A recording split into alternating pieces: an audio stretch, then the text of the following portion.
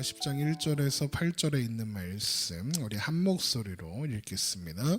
그 후에 암몬 자손의 왕이 죽고 그의 아들 한운이 대신하여 왕이 되니 다윗이 이르되 내가 나하스의 아들 한운에게 은총을 베풀되 그의 아버지가 내게 은총을 베푼 것 같이 하리라 하고 다윗이 그의 신하들을 보내 그 아버지를 조상하라 하니라. 다윗의 신하들이 암몬 자손의 땅에 이름에 암몬 자손의 관리들이 그들의 주 한운에게 말하되 왕이 다윗이 조객을 당신에게 보낸 것이 왕의 아버지를 공경함인 줄로 여기시나이까. 다윗이 그의 신하들을 당신에게 보내 이 성을 엿보고 탐지하여 함락시키고자 함이 아니니까 하니 이에 한운이 다윗의 신하들을 잡아 그들의 수염 절반을 깎고 그들의 의복을 중동볼기까지 자르고 돌려보내매 사람들이 이 일을 다윗에게 알리니라. 그 사람들이 크게 부끄러워하므로 왕이 그들을 맞으러 보내 이르기를 너희는 수염이 자라기까지 여리고에 머물다가 돌아오라 하니라. 암몬 자손들이 자기들이 다윗에게 미움이 된 줄을 알고 암몬 자손들이 사람을 보내 르홈 아람 사람과 소바 아람 사람의 보병 2만 명과 마아가 왕과 그의 사람 1,000명과 돕 사람 12,000명을 고용한지라. 다윗이 듣고 요압과 용사의 온 무리를 보내매 암몬 자손은 나와서 성문 어귀에 진을 쳤고 소바와 르홉 아람 사람과 돕과 마아가 사람들은 따로 들에 있더라. 아멘. 여러분 새해 복 많이 받으시기 바랍니다. 하나님께서 주시는 축복과 은혜가 가득하시길 바랍니다. 물론 우리가 기원하는 복이 세상 사람들이 기원하는 복과는 좀 다르기는 합니다. 하나님과 동행하는 것 그리고 하나님과 함께 있는 것 자체가 복이라는 거죠. 제가 재밌게 본 드라마 중에 도깨비라는 드라마가 있습니다. 도대체 몇 년 전 드라마인데 아직도 그 드라마를 얘기하냐 하실 수도 있지만 그 드라마에 보면 이런 장면이 나와요. 그 주인공인 아이가 은탁이라는 아이인데 은탁이라는 아이가 자신의 삶의 우여곡절을 다 겪고 나서 어느 날 이제 이렇게 부둣가 같은 곳에 서서 이제 엄마를 회상하면서 엄마가 나한테 준 건 다 좋았어요라고 고백하는 장면이 있습니다. 그 장면을 보면서 제가 무슨 생각을 했냐면 그 장면에서 은탁이가 엄마가 자기에게 주었던 것들로 꼽는 것들이 사실 그 주인공에게 아픔이 되는 것들이 많아요. 엄마가 죽으면서 남긴 목도리 그리고 평생 은탁이가 자라면서 계속 그 아이를 괴롭혔던 이모네 가족들 그리고 또 맨날 그 도깨비 신부였기 때문에 설교 시간에 도깨비 신부라니까 웃기긴 한데 도깨비 신부였기 때문에 겪어야 했던 많은 어려움들 그리고 또 귀신이 보였어요. 이 아이가. 그래서 그 귀신 보이는 것 때문에 힘들었던 과정들 막 그런 게 있거든요. 그런데 그런 모든 것들이 이제 엄마가 보내준 선물이었다라고 고백하면서 그 모든 게 참 좋았다라고 이야기를 해요. 제가 그 장면을 보면서 느낀 게 뭐냐면 그거예요. 우리의 믿음이란 게 하나님이 우리에게 주신 건 다 좋은 것이다 라는 믿음이 필요해요. 그런데 우리는 어떻게 생각하기 쉬우냐 하면 좋은 것은 하나님이 주신 거고 나쁜 것은 하나님이 주신 게 아니라고 생각해요. 우리 입장에서. 그래서 자녀가 자랄 때 엄마가 또 아빠가 막 잔소리하면 그런 아이들이 그런 생각하잖아요. 엄마가 나를 사랑하지 않나 봐. 막 이런 생각하잖아요. 그런 것처럼 우리도 그렇게 생각하더라는 거예요. 하나님 앞에서. 그런데 돌이켜 어느 날 우리가 우리의 삶 가운데 고백으로 남겨야 하는 것이 무엇이냐면 하나님이 허락하신 건 다 좋습니다. 입니다. 제가 예전에 함께 불렀던 찬양 중에 하나님은 날 좋게 하시죠라는 찬양이 있었거든요. 그것은 우리 입장에서 좋게 하시는 게 아니에요. 하나님이 우리에게 가장 좋은 것을 주시는 분이라는 고백을 하는 거예요. 그래서 좋은 것, 내 입장에서 좋은 것만 하나님이 주신 거고 그게 하나님이 주신 좋은 거다라고 고백하는 것이 아니라 하나님이 나에게 주신 것은 다 좋았습니다. 다 좋습니다 라고 고백할 수 있는 우리의 삶이 되었으면 좋겠습니다. 그것이 2019년을 마무리하고 2020년을 시작하는 이때에 우리 마음에 있는 고백이었으면 좋겠습니다. 말씀을 보죠. 말씀을 보면 다윗이 사울이 이제 기브온 사람들과의 언약을 깨뜨리고 그들을 죽인 일로 인해서 기브온 사람들의 억울함을 신원해주고자 했습니다. 그래서 기브온 사람들이 원하는 대로 사울의 후손들을 잡아서 기브온 사람들에게 넘겨주었고 기브온 사람들은 그들을 죽임으로써 억울함을 갚았죠. 그 일로 인해서 사울의 가문에는 사람들이 거의 남지 않게 되었습니다. 그리고 나서 다윗이 요나단의 아들 무비보셋을 찾습니다. 그리고는 그에게 사울의 기업들을 돌려주고 왕의 식탁에 참여하게 해서 왕자로 대우해주는 그런 일이 있었습니다. 그런데 하나님이 주신 기업이라고 해서 그것을 왕이 함부로 빼앗을 수 없다는 것을 생각하면 사실 무비보셋이 돌려받은 땅은 원래 무비보셋의 것이었습니다. 그러니까 마땅히 받아야 하는 거죠. 게다가 무비보셋이 궁전에서 지내면서 드는 모든 비용을 그 땅에서 얻은 소산으로 갚게 합니다. 그러니까 무비보셋은 공짜로 지금 왕궁에 사는 게 아니에요. 자기 기업에서 나오는 비용으로 자기가 다 내면서 있는 거예요. 또 사울의 신하였던 시바에게 그 땅을 관리하도록 했는데 이게 그냥 시바가 사울의 옛 신하였기 때문에가 아니라 이 사람이 다윗의 충성스러운 신하가 되었기 때문에 이제 사울의 옛 세력들과도 친한 사람을 그곳에 배치해서 그 사람들을 잘 감시하고 관리하도록 하기 위한 그런 행동이었죠. 그래서 다윗이 지금 무비보셋을 돕는 은혜를 베푸는 행위가 순수하게 요나단과의 언약을 지키기 위해서였다는 것이 아니라 정치적인 수단이었고 거기에 요나단과의 언약이라는 명분 좋은 허울 좋은 명분이 거기에 있었다는 것을 우리는 알 수 있었습니다. 그럼에도 불구하고 무비보셋의 입장에서는 다윗이 자신에게 베푼 은혜는 놀라운 것이었습니다. 왜냐하면 무비보셋은 몰락한 왕가의 후손이었습니다. 그 자체로도 죽여버릴 수 있는 그런 사람이었죠. 게다가 다리 저는 자 아닙니까?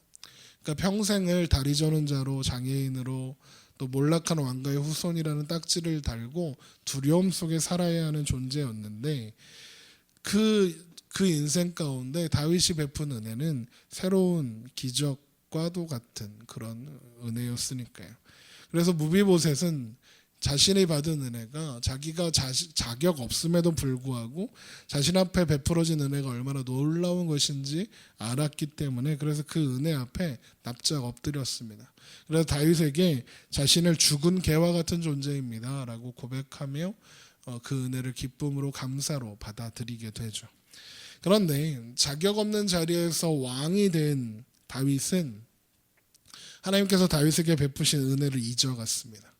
무비보셋이 다윗 앞에 했던 그 고백 있죠. 죽은 개와 같은 존재입니다. 나는 자격 없는 존재입니다. 라는 고백은 사실 무비보셋의 고백이기 이전에 다윗의 고백이어야 했습니다.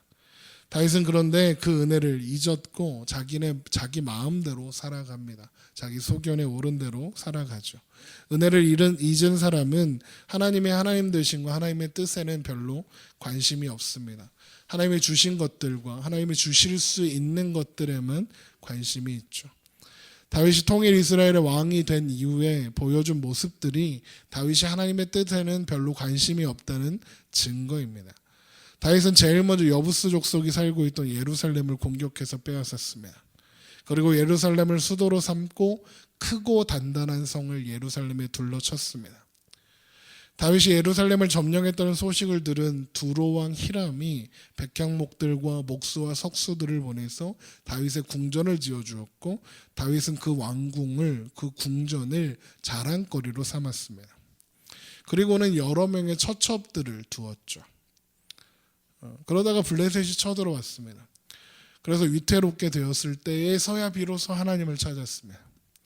하나님은 다윗의 운명이 다윗의 능력에 그리고 힘에 있는 것이 아니라고 다시 한번 확인시켜 주셨지만 그래서 블레셋과의 싸움에서 크게 승리했지만 다윗은 이 일로 하나님의 능력을 확인했습니다. 하나님의 주실 수 있는 것들을 더 크게 확인했고 그래서 그 관심사가 하나님의 힘으로 쏠리는 계기가 되었습니다.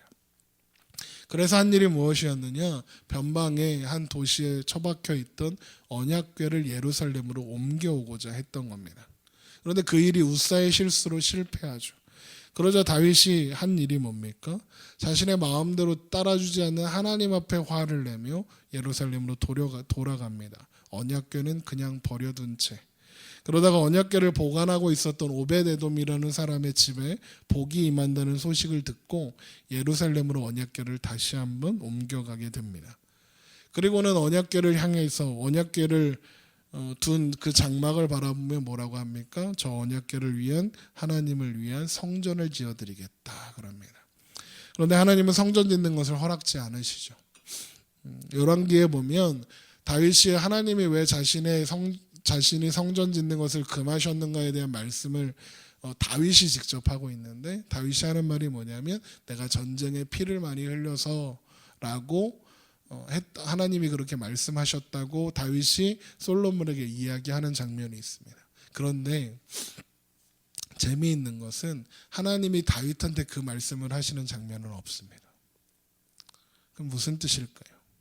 둘 중에 하나겠죠. 다윗이 정말 하나님께 그런 말씀을 들었던지, 아니면 다윗이 그냥 지가 그렇게 생각한 거든지, 그래놓고 그게 하나님 뜻이라고 하는 건지. 그런데 다윗과 관련된 하나님의 명령과 하나님의 뜻들이 되게 자세하게 사무엘에 기록되어 있다는 걸 우리가 알고 있죠. 그러니까 다윗이 지금 성전을 못 짓는 이유가 자신의 전쟁을 많이 해서 자신의 손에 피가 많아서라고 하는 건 제가 보기에는 하나님이 말씀하신 이유가 아닙니다. 다윗이 그렇게 생각한 겁니다. 다윗의 부끄러움과 자신의 자격 없음을 감추기 위해서 그렇게 핑계를 대는 거예요. 자존심 상하니까요. 하나님이 막으셨다 그러면 싫으니까. 그런데 하나님이 성전 짓는 거 허락하지 않은 진짜 이유가 뭐냐면 하나님은 다윗의 중심을 아셨기 때문에 그렇습니다. 다윗의 성전을 짓겠다는 그 마음이 진짜가 아니라는 걸 아셨으니까 그랬죠. 하나님의 하나님 되시면 크고 화려한 성전이 아무리 크다 해도 하나님을 담을 수 없는 것이었고, 또 다윗이 하나님을 위해서 집을 짓는 것이 아니라 하나님께서 다윗의 집을 짓는 것이라는 것을 가르쳐 주시기 위해서 성전을 짓는 것 허락하지 않으신 겁니다. 다윗의 운명이 너의 능력에 있는 것이 아니라 하나님의 하나님 되심에 있다라는 것을 알려주시는 거였죠. 그래서 하나님이 약속하신 게 뭡니까? 내가 너의 아버지가 되겠다. 너를 사람의 매와 인생 채찍으로 다루겠다 하신 말씀이었죠. 그런데 다윗은 그것은 생각지 못하고 하나님이 영원히 너의 나라와 너의 왕위를 굳게 하겠다라는 말씀을 듣고 더 교만해졌습니다. 그 인생과 그 나라가 그 나라 백성들의 아버지가 되셔서 사람의 매와 인생의 채찍으로 다루사 온전하게 하시겠다 하신 말씀은 그냥 다윗에게는 하나님께서 다윗의 왕권을 영원히 지켜주시겠다라고 한 것 이상의 의미도 아니었기 때문에 그렇습니다. 하나님의 그 약속에 한껏 용기를 얻은 다윗이 한 일이 뭐냐? 가나안 일대를 평정해 가는 거였습니다. 블레셋을 무너뜨리고 모압을 무너뜨리고 막 무너뜨렸습니다. 그리고 다 복속시켰죠, 이스라엘이. 그래서 다윗은 어디로 가든지 승리했습니다. 성경은 이 승리가 다윗의 승리가 아니라 하나님의 승리라고 분명히 밝히고 있습니다. 하나님이 다윗이 어디로 가든지 이기게 하셨다라고 기록하고 있습니다. 다윗의 승리가 다윗의 것이 아니다, 하나님의 것이다 라고 말씀하시는 거죠. 그런데 다윗은 그 승리에 한껏 들떴습니다. 자기가 잘나서 된 줄 알았습니다. 역시 하나님이 내 편이지 라고 생각했습니다. 어깨와 목에 힘이 어마어마하게 들어갔겠죠. 그래서 다윗은 자신의 훌륭함을, 자신의 자격이 있음을, 자신의 대단함을 드러내고 싶었습니다. 그래서 첫 번째로 한 일이 뭐냐? 무비보셋을 찾아내서 그에게 은혜를 베푼 일이었습니다. 이렇게 훌륭한 내가, 이렇게 잘된 내가 은혜를 베풀어야지, 내가 호의를 베풀어야지, 나 아니면 누가 은혜를 베풀어 하는 모습으로 그렇게 했던 것입니다. 그리고 이어지는 이야기가 오늘 우리가 함께 읽었던 10장입니다. 10장은 다윗이 과거 자신에게 호의를 베풀었던 암몬에게 그 은혜를 갚겠다 하고 나서는 이야기입니다. 오늘 본문 10장 1절을 한번 보세요. 그 후에 암몬 자손의 왕이 죽고 그의 아들 한운이 대신하여 왕이 되니 다윗이 이르되 내가 나하스의 아들 한운에게 은총을 베풀되 그의 아버지가 내게 은총을 베푼 것 같이 하리라 하고 다윗이 그의 신하들을 보내 그의 아버지를 조상하라 하니라. 다윗의 신하들이 암몬 자손의 땅에 이름에 이렇게 되어 있습니다. 암몬 왕 나하스가 죽고 그 아들 한운이 왕이 되었다는 소식을 들은 다윗이 암몬에게 받은 은혜를 갚겠다 하면서 나하스의 조문을 위해서 사람들을 보낸 겁니다. 뭐 이상해 보이지 않죠. 암몬 왕 나하스가 어떤 사람이냐면 사무엘상 11장에 등장했던 사람입니다. 사울이 왕이 되고 얼마 지나지 않아서 길르앗 야베스를 공격해 왔던 사람이 바로 암몬 왕 나하스입니다. 이때 사울이 암몬 왕 나하스를 이스라엘 백성들을 이끌고 나가서 물리쳤습니다. 그리고 그 일로 백성들 가운데 사울을 왕으로 인정하지 않던 사람들까지 이제 사울을 왕으로 인정하는 그런 계기가 되는 사건이었죠. 이후에 암몬 세력은 사울과 적대적인 관계였지만 이 일로 암몬이 거의 세력이 많이 쪼그라들었기 때문에 사울의 눈치를 좀 보고 있는 그런 상황이었다고 합니다. 그 와중에 사울을 피해서 다윗이 광야 생활을 시작했죠. 이때 암몬이 아마도 다윗을 지원해 줬던 것으로 생각합니다. 암몬이 다윗을 어떻게 구체적으로 도왔는지는 말씀에 기록이 없지만 그때 말고는 다윗이 뭐 누구 도움을 받을 그럴 타이밍이 없었습니다. 그러니까 사실 조금만 생각해 보면 암몬의 입장에서 다윗을 돕는다, 이건 암몬에게는 상당히 도전 같은 겁니다. 그러니까 위험을 감수하는 일입니다. 왜냐하면 지금 사울하고 사이가 별로 안 좋죠. 그런데 사울이 힘이 더 세요. 그런데 만약에 다윗을 편에 들었다가 사울이 화가 나서 다윗 잡겠다고 암몬을 쳐들어오면 큰일 나니까요. 그런데 반대로 다윗을 잡아서 사울한테 데려다 주면 사울하고 친하게 지낼 수 있지 않겠습니까? 그럼에도 불구하고 암몬은 다윗 편을 들었던 거예요.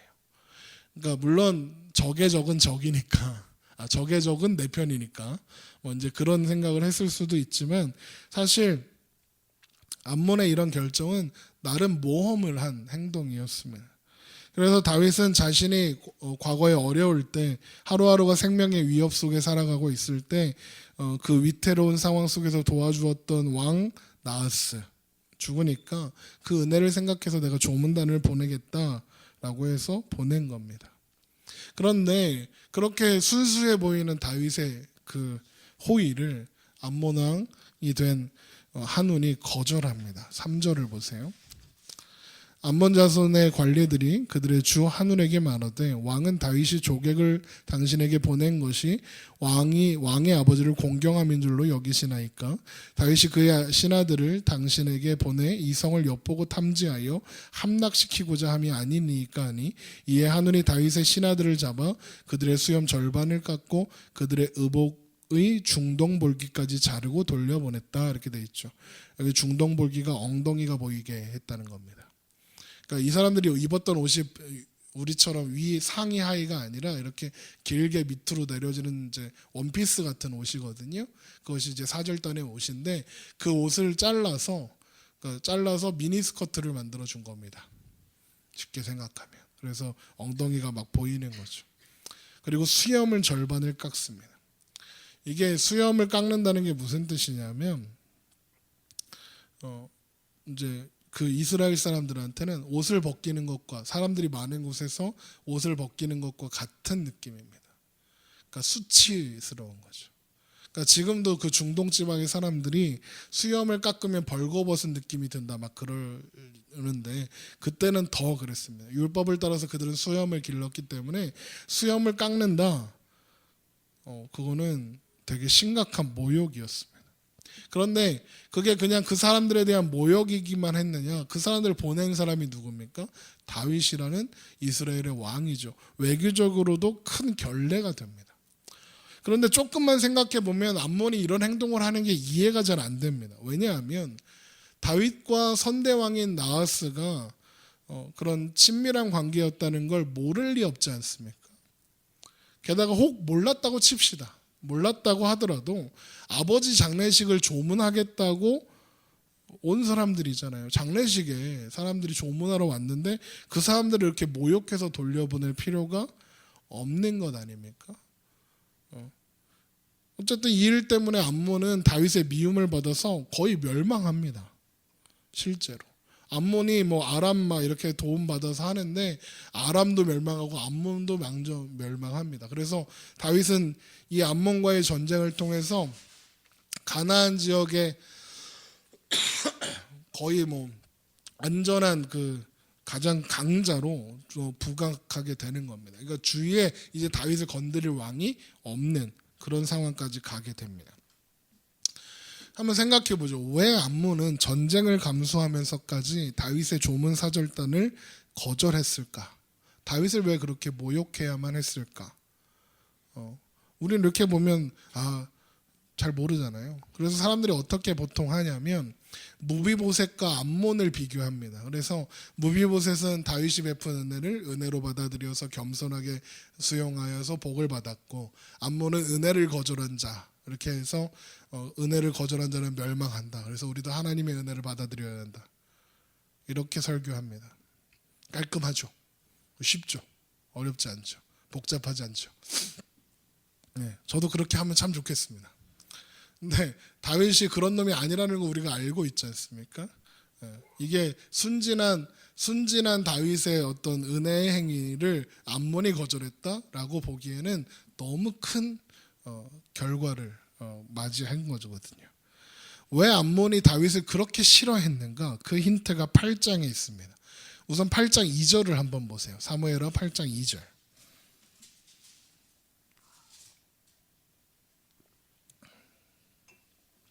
사무엘하 8장 2절입니다. 다윗이 또 모압을 쳐서 그들로 땅에 엎드리게 하고 줄로 재어 그 두 줄 길이의 사람은 죽이고 한 줄 길이의 사람은 살리니 모압 사람들이 다윗의 종들이 되어 조공을 드리니라. 이 모압을 공격해서 많은 사람들을 죽였다는 이야기입니다. 모압 사람들을 종으로 삼고 조공을 받죠. 그런데 다윗에게 모압 사람들이 어떤 사람들이었냐? 모압은 다윗의 증조 할머니인 룻의 고향입니다. 그리고 다윗이 어려울 때 호의를 베풀었던, 부모님을 맡아서 보호해주고 지켜줬던 사람들이었습니다. 그런데 보세요. 모압이 다윗을 돕는다는 건 모압 입장에서도 또 누구를 대적하는 겁니까? 사울과 적대하겠다는 뜻이잖아요. 그럼 사울이 쳐들어오면 모압도 큰일 날 수 있는 상황이에요. 그러니까 되게 큰 위협을 감수하고 다윗을 도와줬단 말이죠. 그런 위험을 감수하고 다윗을 도왔는데 다윗이 그 은혜를 어떻게 갚았습니까? 원수로 갚았습니다. 많은 사람들 죽이고 그들에게 조공을 받는 일로 갚았죠. 다윗이 모압과 블레셋 막 주변국들을 공격해서 막 전리품들을 뺏고 조공을 받고 막 승리를 거둘 때 암몬은 가만뒀느냐? 어땠을까요? 암몬은 가만뒀을까요? 당연히 공격했었습니다. 그 증거가 8장에 있어요. 물론 8장에 암몬과의 전쟁했다는 이야기는 기록되어 있지 않아요. 그런데 이런 기록은 있습니다. 8장 12절을 보세요. 곧 아람과 모압과 암몬 자손에게 블레셋 사람과 아말렉에서 얻은 것들과 소방 왕 르홉의 아들 하다레스에게서 노력한 것 같이 드렸다, 이렇게 되어 있습니다. 무슨 말입니까? 암몬 자손한테도 가서 뭘 뺏어 온 겁니다. 그러니까 다윗이 모압을 비롯한 주변국들을 공격해서 패권들을 넓혀가고 막 그 전리품들을 뺏어서 막 가져올 때 암몬도 공격했던 거예요. 암몬도 공격해서 그들의 그 산업들을 다 빼앗아 온 거예요. 어떤 성경학자들은 암몬 왕 나하스가 죽은 게 그때 죽은 거 아니냐라고까지 이야기합니다. 그러니까 한운과 그의 신하들이 이 조문사절단을 막 왼수처럼 여기는 게 이해가 되죠. 그때 왕이 죽었었다면. 그런데 그게 사실이든 아니든, 그러니까 그때 나하스가 죽은 거든 죽은 게 아니든, 다윗이 암몬을 공격했던 것은 사실인 거예요. 그런데 그래 놓고 이제 와서 은혜를 갚겠다고 조문사절단을 보낸 거예요. 암몬의 입장에서는 당연히 다윗의 행동을 믿을 수가 없죠. 웃기고 있네 이렇게 되는 거예요. 그러니까 이 사건은 다윗이 얼마나 믿을 만한 사람이 아닌가, 다윗이 얼마나 나쁜 놈인가를 폭로하고 있는 사건인 거예요. 이 일이 어디서부터 시작된 거예요? 다윗이 은혜 갚겠다고 생각한 게서부터 시작한 거예요. 그래서 무비보셋한테 은혜를 갚았죠. 그래놓고 막 내가 훌륭한 사람이야 이렇게 했잖아요. 근데 무비보셋한테 갚은 게 은혜를 갚은 겁니까? 마땅히 돌아갈 것을 돌려준 겁니다. 그래놓고 다윗이 생색은 다 냈죠. 내가 은혜를 베푼다 이렇게. 지금 암몬한테도 똑같이 하고 있는 거예요. 암몬을 공격해서 여러 물건들을 탈취해 올 때는 언제고, 이제는 은혜를 베풀겠다 이런 거예요. 지나가는 중학생을 때려, 그리고 돈을 뺏어, 지갑을 뺏었어. 근데 걔가 맞은 곳이 아파갖고 병원에 입원했대. 전치 6주가 나왔대. 그래갖고 아이고 그래? 아유 아프니까 불쌍하네. 내가 병문안을 가야지. 그래 배지밀 사들고 병문안을 갔어. 그랬더니 그러면서 그 사람한테 그러는 거지. 맞은 애한테 그러는 거지. 야 내가 이렇게 착하다. 내가 이렇게 훌륭하다. 내가 너를 이렇게 병문안도 온다. 그랬더니 그 중학생이 그러는 거야. 네가 나 때려서 내가 지금 병원에 입원한 거잖아요. 그랬더니 그 사람이 배지밀 들고 온 사람, 때린 사람이 그러는 거예요. 이놈의 자식이 어디 버릇없이 개겨. 그러면 또 때리는 거죠. 이게 이런 사람들을 뭐라고 하는지 아십니까? 양아치라고 그럽니다. 동네 양아치들이나 하는 짓을 지금 다윗이 하고 있는 거예요. 먼저 때려놓고 내가 은혜를 베풀어 장례식에 사람을 보내줄게. 그러니까 암몬이 뭐라 그래? 웃기고 있네 이렇게 하는 거예요. 그랬더니 어딜 감히 대들어. 그러면서 다윗이 막 군대를 보내서 암몬과 암몬을 도운 아람까지 다 쓸어버리는 거예요. 그게 다윗의 정체이고 다윗의 실력이에요. 지금 다윗은 뭐가 기분 나쁜 거예요? 자존심이 상한 거예요. 왜요? 내가 하면 다 옳은 거예요. 여러분 그게 다윗의 실력이고 다윗의 정체라면 그게 우리의 실력이고 우리의 정체인 겁니다. 사람은요 힘을 가지면 자기가 다 옳은 줄 압니다. 그래서 자기 자존심이 최고로 중요합니다. 겉으로는 은혜를 말하고 호의를 말하면서도 그게 다 너희들을 위한 거야 라고 말하면서도 그 안에는 심각한 교만함이 숨겨져 있어요. 다 지를 위해서 하는 거예요. 지만 편하자고 하는 거예요. 다윗이 왜 하나님의 궤를 예루살렘으로 옮겨오려고 했죠? 왜 성전을 지으려고 했죠? 하나님의 은혜를 갚으려고요? 내 겉으로는 뭐 그렇죠. 신앙적인 명분이 있었죠. 믿음의 행동처럼 보였죠. 우리도 다 그렇게 생각했었죠. 그런데 그거 아니잖아요. 다윗의 그 신앙적인 명분, 그 명분이 너무 멋있고 훌륭해서 예루살렘으로 입성하는 언약궤 앞에서 백성들이 환호했죠. 그런데 그 영광을 누가 가로챘습니까? 다윗이 다 받아먹었어요. 선지자 나단이 성전 짓겠다는 그 다윗의 열심 앞에 역시 그게 하나님 뜻이다라고 나단도 그러잖아요. 그런데 그게 다 자기 자신을 위한 것들이었잖아요.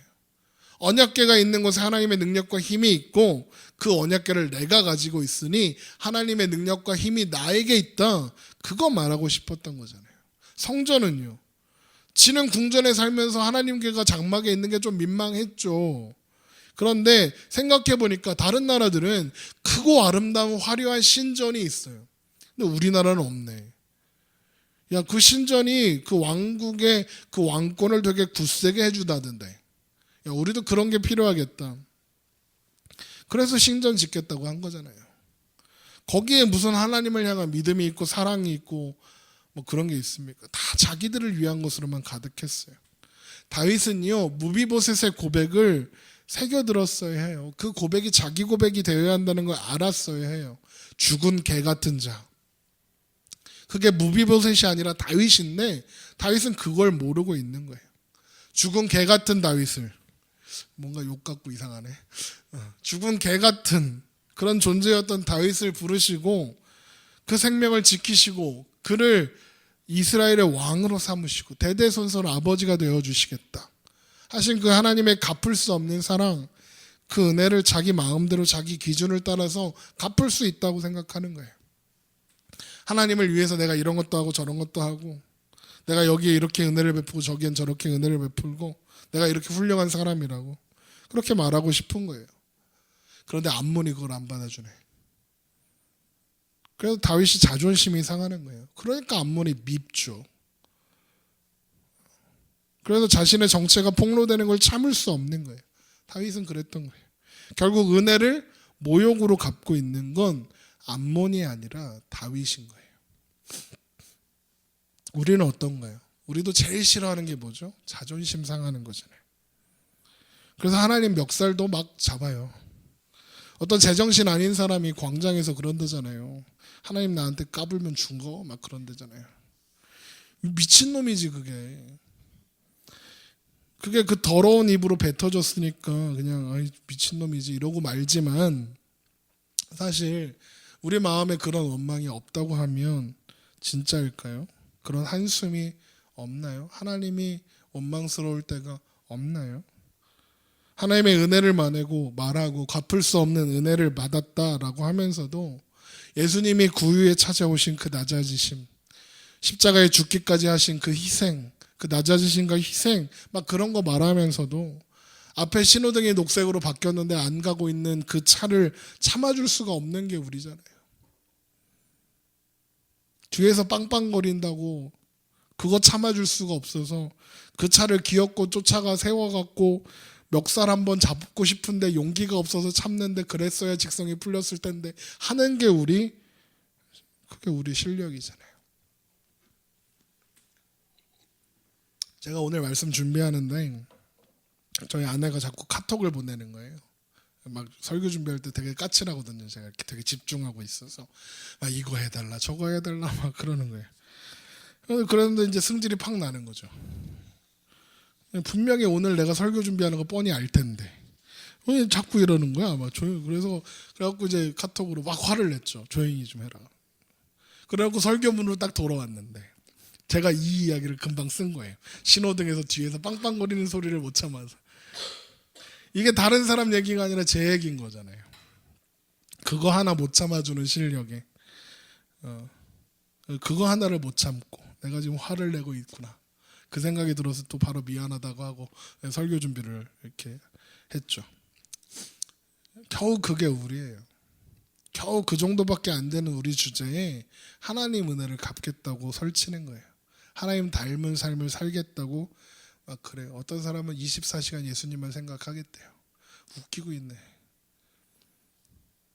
하나님을 위해서 뭘 한다고 자꾸 그러지 말자고요. 뭘 하나님을 위해서 해요. 자기 만족을 위해서 하는 거면서 하나님 은혜 갚는 거라고 포장하지 말자고요. 하나님 은혜 갚으라고 하시는 게 아니라 하나님 은혜 갚으라고 안 하세요. 하나님 은혜 안에 살으라고 하죠. 그 은혜를 베풀어 주신 하나님을 신뢰하고 하나님께서 인도하시는 그 길이, 그 걸음이, 그 삶이 우리 인생에서 가장 아름답고 복된 길이라고 믿고 따르라고 하는 거예요. 하나님이 주신 게 다 좋아요 라고 고백하면서 살으라는 거예요. 근데 우린 자꾸 뭐예요? 은혜를 갚으려고 하죠. 고린도전서 1장 26절을 한번 보세요.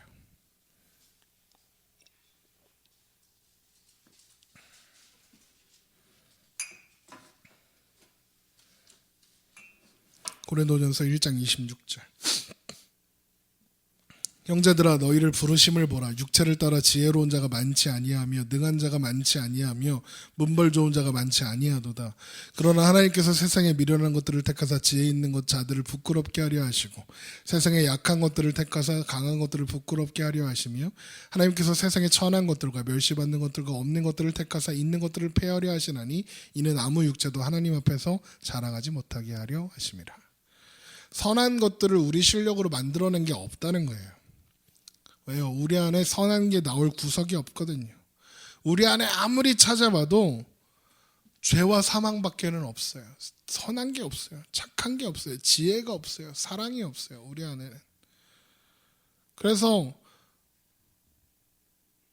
죄와 사망밖에는 나올 수 있는 게 없어서 막 이렇게 숨기고 저렇게 숨기고 사는데 하나님은 그거 정확하게 아시고 딱 봐도 쓸모없는 사람들, 실력 없어 보이는 사람들을 고르고 골라서 부르시고 데려다가 사용하시더라고요. 그래서 그 대표들로 사용하는 사람들이 누구냐면 목사들이에요. 오해하지 말아야 할 게 목사들이 괜찮은 놈들이라서 목사하고 있는 게 아니에요. 혹시 제가 좀 괜찮은 목사라고 오해하고 계시는 분이 계시면 그 오해를 좀 깨세요. 그렇지 않아요. 죄인 중에 괴수가 바울인데요. 전 바울만은 못하니까. 하나님이 목사를 시켜놔서 그나마 누가 인사를 해주는 거예요. 아유 목사님 그러면서. 안 그랬으면 벌써 죽었을 놈이 이모상이죠. 목사 중에서 잘난 사람은 아무도 없습니다. 하나님이 우리 편 들으시고 복 주시려고 찾아올 때 그걸 전달하는 사람들을 제일 못난 놈들을 세워놔가지고 봐라 이게 다 은혜다. 니들이 잘나서 된 게 아니다. 너희 중에서 생겨나는 게 아니다. 하나님이 주신 거다라고 보여주시려고 세운 사람들이 목사예요. 그러니까 제일 못나야 그게 성립하는 거예요. 다윗이 못난 이유가 그거예요. 다윗이 못나서 그 못난 이야기를 우리가 자꾸 듣는 이유가 그거예요. 하나님이 다윗이 잘나서 쓰시는 게 아니다. 그래서 고린도전서 1장 30절에 이렇게 가요. 너희는 하나님으로부터 나서 그리스도 예수 안에 있고 예수는 하나님으로부터 나와서 우리에게 지혜와 의로움과 거룩함과 구원함이 되셨으니. 우리에게 지혜가 있다, 무슨 거룩한 게 있다, 의로운 게 있다, 그건 다 누구 거라는 거예요? 예수님 거라는 거예요. 예수님이 그렇게 해주셨다는 거예요. 예수로 말미암아 하나님으로부터 온 거라는 거예요. 그래서 어떻게 알아요? 1장 30절 기록된 바 자랑하는 자는 주 안에서 자랑하라 함과 같게 하려 함이라. 주 안에서 자랑하라. 예수님 덕분에 네가 여기 있는 거다. 예수님 덕분에 내가 영생을 가졌고 그래서 이만큼 하고 사는 거다. 그거를 알아라 라고 하는 거예요. 여러분 그걸 놓치면 다윗처럼 까불게 되는 거예요. 자기 힘으로 된 줄 알고 자기 잘난 줄 알고 자기 잘난 맛에 사는 인생이 되고 마는 거예요. 그러면서 예배드리고 헌금하고 봉사하고 기도하고 막 전도하다가 외면 몇 번 당하고 그걸 자랑으로 삼는 거예요. 교회 가보세요. 성경 몇 번 읽었다고 자랑 삼는 사람들 얼마나 많아요. 교회 가세요. 새벽 예배 한 번도 안 빠졌다는 걸로 자랑 삼는 사람이 얼마나 많아요. 그리고 그게 자존심 되죠. 그래갖고 그거 아닙니다 그러면 어떻게 해요? 아, 이 교회는 나랑 안 맞아 그러고 가는 거예요. 딴 교회. 그거 역시 훌륭하십니다 해주는 교회로. 그러다가 다윗처럼 그 알량한 자존심이 탄로나면 그 부끄러움을 이기려고 가장 폭력적인 사람이 되는 거예요. 그래서 목사라는 놈들이 깃발을 휘날리면서 여기 모여라 저기 모여라 지금 저 광화문에서 그러고 있는 거예요. 여러분 그렇게 해갖고 정점에 서면 어떻게 되는 줄 아세요? 다윗처럼 되는 거예요. 지금 다윗이 이 일로 이 자존심 세워서 정점에 섰어요. 그 힘이 그 능력이 완전 정점에 섰어요. 그랬더니 버리는 일이 뭡니까? 자기가 이미 가지고 있는 넘치도록 가지고 있는 그런 것들에 만족하지 못하고 이웃의 아내를 가장 친한 친구의 가장 충성스러운 신하의 아내를 탐하게 되는 자리까지 가게 되는 거예요. 그게 다음 주 이야기입니다. 무비보셋의 고백처럼 우리는 죽은 개와 같은 존재들이었습니다. 그런 자들을 돌보시고 은혜로 말미암아 하나님의 자녀된 자리까지 회복시켜 주시는 거예요. 여러분 가끔 풀 같은 데 보면 애벌레 기어다니잖아요. 그거 보면 예쁜가요? 막 사랑스럽고 막 너무 이뻐갖고 뭐 집에 데려가고 싶고 막 그런가요? 안 그렇죠. 추하고 징그럽고 땅에 던져서 짓밟아 버리고 싶은 거잖아요. 벌레 같은 거 보면. 그런데 재밌는 게 뭔지 아세요? 그 애벌레가 나비가 돼요. 그게 찬송가 151장이에요. 이 벌레 같은 날 위에 주 보혈 흘렸네. 이게 우리가 벌레 같다 여기서 끝나는 고백이 아니에요. 주님께서 보혈을 흘려주시니까 그 벌레가 나비가 되더라. 우리는 땅바닥을 기면서 언제 짓밟혀도 이상할 것 없는 애벌레 같은 존재들이었는데 그 벌레 같은 놈들 데려다가 십자가의 은혜를 주시고 그 십자가를 통과시키니까 정신 차리고 보니 애벌레였던 놈이 하늘을 나는 아름다운 나비가 되어 있는 걸 발견하게 되는 게 바로 우리들인 거예요.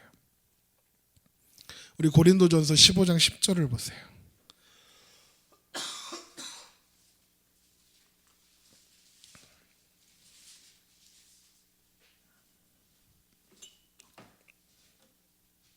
고린도전서 15장 10절. 그러나 내가 나 된 것은 하나님의 은혜로 된 것이니 내게 주신 그의 은혜가 헛되지 아니하며 내가 모든 사도보다 더 많이 수고했으나 내가 한 것이 아니오 오직 나와 함께 하신 하나님의 은혜로라. 이게 우리의 고백이어야 하는 거예요. 2019년의 마지막 예배입니다. 여러분 2019년을 보내는 그 예배에서 여러분 다윗의 성공과 승리에 속지 마세요. 부러워도 하지 말자고요. 그리고 은혜를 아는 자의 겸손으로 가고 하나님의 하나님 되심을 소망하고 하나님의 뜻을 따라 하나님을 신뢰하며 우리에게 주어지는 하루하루들이 하나님이 나에게 주신 가장 좋은 날들이라고 믿으며, 그래서 우리에게 주실 2020년 새해가 하나님이 주시는 가장 좋은 날들이 될 것을 기대하며 그러면서 가자고요. 까불지 말고 은혜를 은혜로 알고 은혜 앞에 자존심 세우지 말고 내 힘으로 된 것 없음을 고백하며 하나님이 주신 것은 다 선한 것이며 하나님이 주신 것은 모두 다 행복한 것임을 고백하며 믿음으로 그렇게 한 걸음 한 걸음 나아가는 우리가 되기를 주님의 이름으로 축원합니다. 기도하겠습니다.